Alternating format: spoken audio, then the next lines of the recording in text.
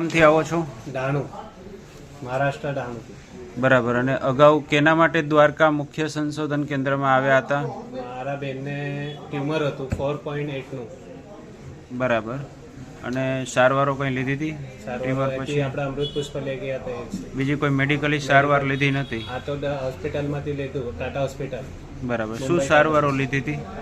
Tablet ચાલુ હતી. બીજી કોઈ સર્જરી કે એવું નહોતું કર્યું? સર્જરી નથી કરી. રિપોર્ટ પછી અહીંયા જ આવી ગયા હતા તમે?